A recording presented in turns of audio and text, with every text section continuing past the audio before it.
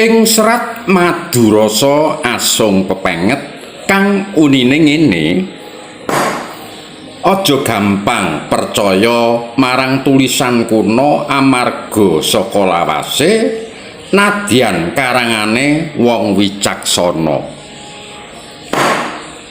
Tembung iki nyimpen karimpating basa kang mengku karep memulang asung pitutur tumrap marang para anak putu.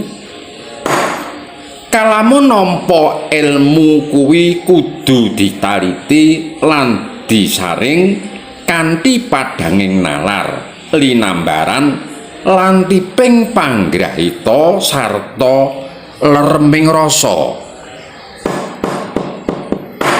Amarga tembung lawas kuwi tegese bisa luas, adoh, jero, dhuwur, lembut, lebet, njlimet.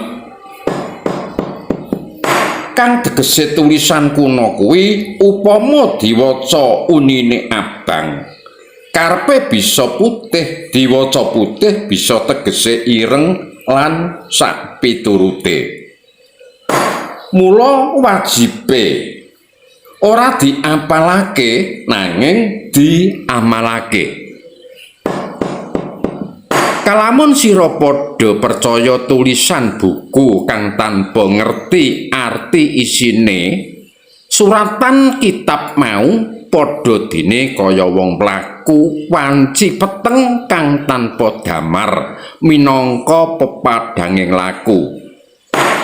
Tundhone ya mung nglambrang, numbuk bentus, salang tunjang, nunjang palang.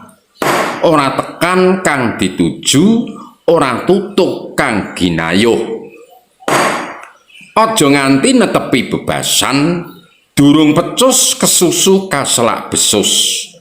Amaknani kitab kaya sayit weton Mesir. Saben dina ngendhak pahaming liyan. Kang tegese durung weruh ning sok kumeruh, durung mumpuni ning sok nceramahi, durung lantip ning sok wasis. Mula kang waspada lan prayitna sekabehing nampa ilmu.